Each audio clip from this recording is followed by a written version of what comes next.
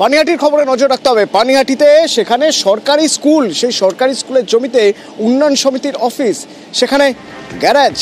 কিভাবে স্কুল কর্তৃপক্ষ কি বলছে, সুবীর রয়েছে সরাসরি আমার সঙ্গে, বলতে পারবে সুবীর?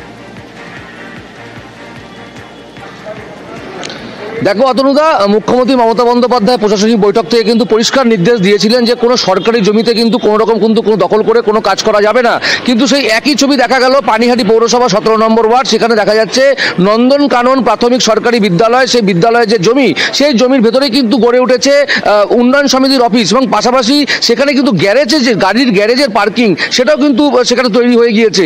এবং সেই জায়গা থেকে স্কুলের যারা পড়ুয়া রয়েছেন তারা কিন্তু খেলাধুলো করতে পারছেন না সেই মাঠে। এবং এই নিয়ে স্কুলের প্রধান শিক্ষিকা অনন্যা মণ্ডল, তিনি কিন্তু প্রাথমিক শিক্ষা দপ্তর থেকে শুরু করে স্থানীয় যিনি কাউন্সিলর ছিলেন তৎকালীন, তাকেও কিন্তু বিষয়টি নিয়ে অভিযোগ তিনি জানান, কিন্তু তারপরেও কিন্তু কোনো সুরাহা হয়নি। এবং এই নিয়ে যিনি বর্তমান কাউন্সিলর রয়েছেন সোমনাথ দে, তার সঙ্গে যখন আমরা ফোনে যোগাযোগ করি, তিনি কিন্তু পরিষ্কারভাবে জানান যে এটি একদম সম্পূর্ণ স্কুলের বাইরে রয়েছে এই উন্নয়ন সমিতির অফিস। কিন্তু স্কুলের তরফ থেকে তার কাছে এই গ্যারেজের পার্কিংয়ের জন্য তার কাছে অভিযোগ করা হয়। তিনি কিন্তু যে কমিটি রয়েছে, পাড়া কমিটি, তাদের কিন্তু নির্দেশ দিয়েছেন যে অবিলম্বে এই অবৈধ যে পার্কিং সেটি কিন্তু সেখান থেকে সরিয়ে দেওয়ার জন্য। এবং এই যে প্রধান শিক্ষিকা যিনি রয়েছেন, তিনি বলছেন যে এইভাবে সরকারি জমির স্কুলের যে জমি, সেই জমির ভিতরে কিভাবে এই উন্নয়ন সমিতির অফিস তৈরি হলো, এই নিয়ে অভিযোগ করা সত্ত্বেও কিন্তু কোনো রকম কিন্তু কোনো সুরাহা তিনি পাননি।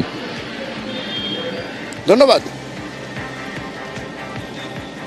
অনেক গাড়ি পার্কিং করা থাকে, বাচ্চারা খেলতে গেলে বল তো গাড়িতে লাগবে, কাদের গাড়ি পার্কিং করা থাকে জানি না, এটা পুরো পার্কিং লটের মতো হয়ে গেছে।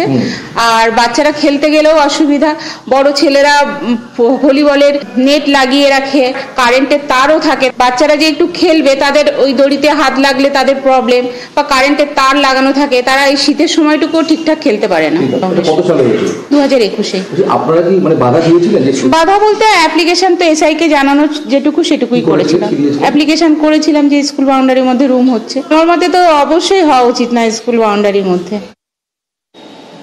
আমি ওই ওয়ার্ডে কাউন্সিলর হয়েছি 2-2.5 বছর, আর সমিতির অফিসটা হচ্ছে আজ থেকে প্রায় 10 বছর আগে। আর সেকেন্ড থিং হচ্ছে, আমি এটা নিয়ে তো কথা বলেছিলাম ওদের উন্নয়ন সমিতির সাথে। উন্নয়ন সমিতি বলছে যে আমাদের উন্নয়ন নন্দনকাননের জায়গায়, নন্দনকানন থেকে 4 কাঠা জমি প্রাইমারি স্কুলকে দেওয়া হয়েছিল। সেই 4 কাঠা জমির কাগজপত্র আছে, সেই 4 কাঠা জমি স্কুলের রয়েছে।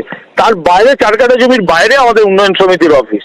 আর যেটা দিদিমণি আমাকে এটা বলেছে, রিপোর্ট এসেছে যে 2-1 জন গাড়ি ওখানে পার্কিং করে রাখে, সেটা আমি ওদের কমিটিকে বলে দিয়েছি যেরকম ভাই স্কুলে যখন আওয়ার্স থাকবে ওখানে কোনো গাড়ি পার্কিং করা যাবে না।